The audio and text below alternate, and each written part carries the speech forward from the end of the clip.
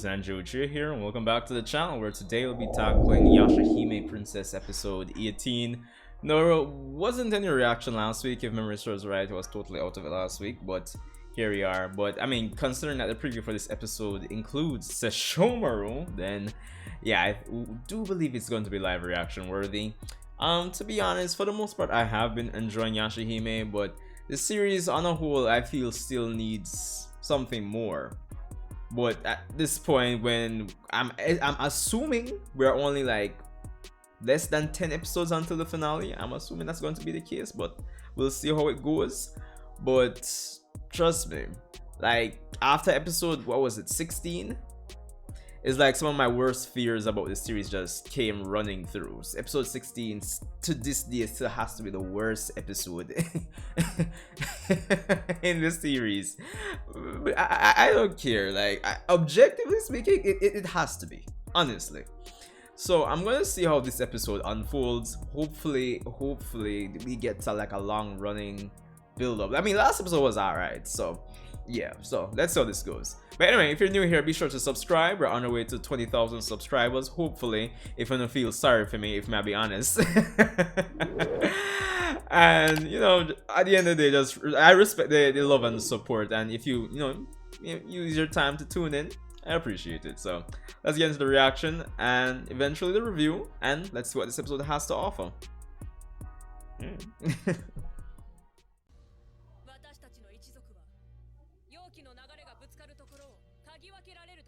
There's one thing I'll give this series. I can't like what Setsuna saying now in terms of cutting the rift. Like, I like when this series brings back those, those tried and true concepts that we know that have been cemented in the inuyasha verse. This right here in terms of cutting rifts and all that, it's straight Tetsaiga lore right there. You know what I mean? When it comes on to stuff like the wind scar and the backlash wave. Very reminiscent, if not the same thing as that.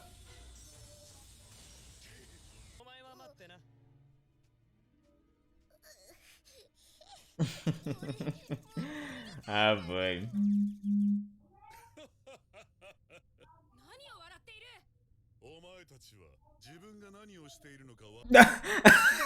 You see this line right here? Yo, a lot of persons who have been critical of the series is going to take this line and run with it when it comes down to content saying, yo, it's just that you two seem to have no idea what you're doing. No, seriously. No, but it's fine, funny. Especially because I've been every now and then I'll read the Anime News Network review of like the series, and they've been very critical of the series over there, and trust me, they're gonna have a ball with this, honestly, but not lie. But I continue.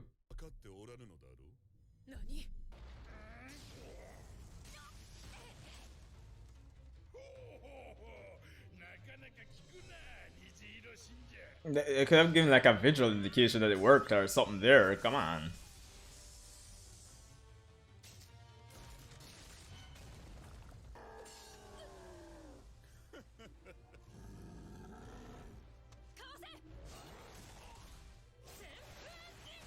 That seems. I don't know, they probably look kind of weird or something. But alright.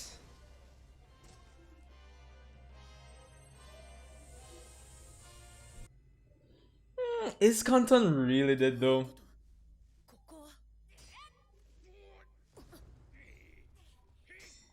Again, you know what? The faster all these people dead, the faster we can get on with it, with the meat and potatoes of this whole series, because as I said before, I've never been a big fan of these four perils. They've never really been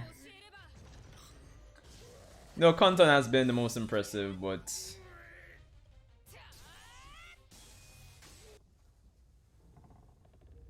the general.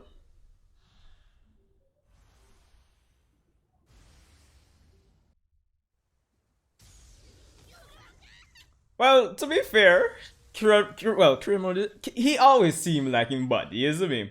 But I mean, this is someone that rivaled the Great Dog Demon, so you have to be like well powerful.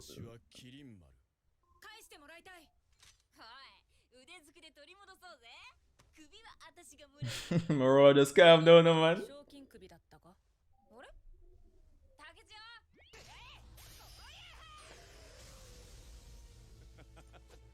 Child's play for this man, dog. Stop it. Setsuna look excited.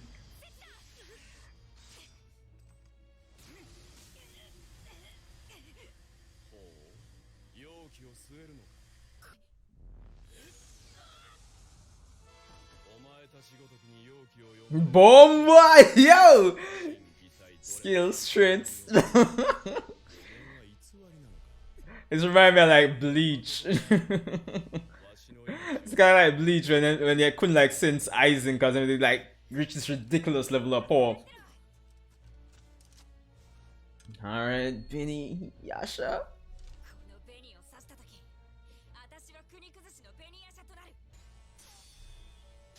You see, this is what I'm saying. This can't even, in retrospect, make episode 16 even that much worse. You see what I mean? Because it kind of seemed like the story and narrative they were going for to come out of episode 16 for Moroha's character. It's like we're focusing on her not using the Rouge so much to unlock her demon blood and all these things, right? And that's what her master was trying to teach her. And it's not that we came out of that episode like with like a story or narrative arc where Moroha eventually got better control of it. And then the next thing, it was the conflicting, visual, the conflicting visual messages between her actually having control and not having control of it. Anyway, well, I hope you guys are getting what I'm trying to put across here.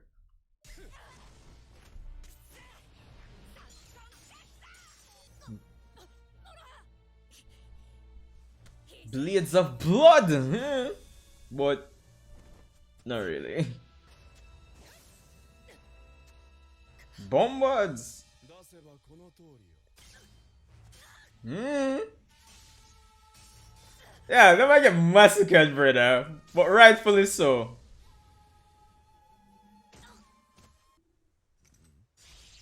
Bombards.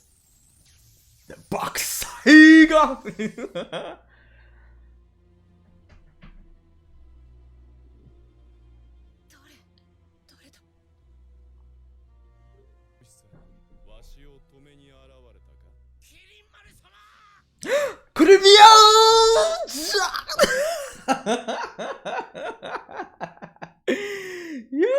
the general is here. Yo, this episode instantly just get a 10. You know what I mean? Guys jacking in the episode, but it almost did still.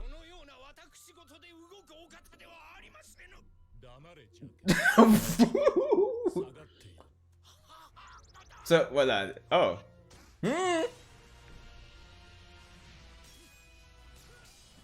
Yo, this is what Inuyasha fans have wanted to see, now. You see me? Yo, hype. Yo.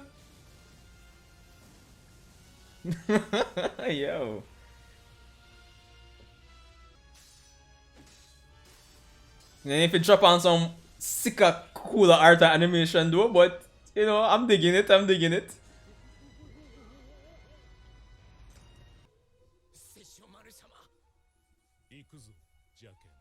As per usual.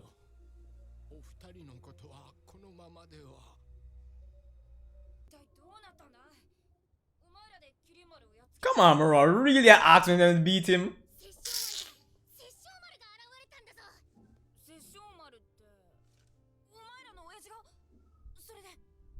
Alright, so that was episode 18 of Yashahime Princess, and I must say, definitely a solid improvement over episode 17 and especially episode 16, with the death of the, Kanton and the retreat of Totetsu of the Four Perils.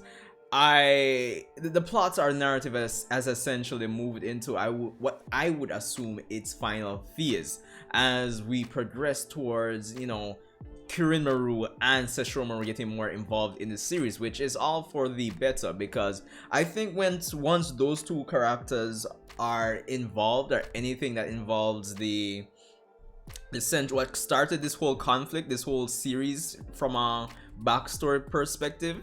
The story on a whole gets a solid direction on where it's heading, and that's not to say like the whole inuyasha formula doesn't work, where we go to this random place and help out these people. That's not what I'm saying. But I think when it comes down to me feeling that the story has been, or the series has been lacking something, I think it's that solid direction for the most part. So that episode, well, this episode helps to accomplish that for the most part. Now, what I will say, as I said, like the first half of this episode, getting to see Kanton finally get defeated, he was to me the most interesting out of the 4 perils. So it's like but I think then again, the way they treat the deaths of these perils is like it's almost like whatever. So yeah, but it is what it is. He was interesting, and I did like he did give them a challenge, and through fighting him, and they did bring back some more old concepts, like sniffing out demonic energy rifts and all of that things. And of course, once they've started to do that, they've continued to push it forward. And with the fights after that, like how we saw with Kirinmaru, them trying to cut his where his demonic energy is and all of these things. Even though I could be wrong, but I thought that was gonna be something specific to the Tetsaiga and all of those things. So I like it, but it's a bit iffy to me if I'm remembering it properly.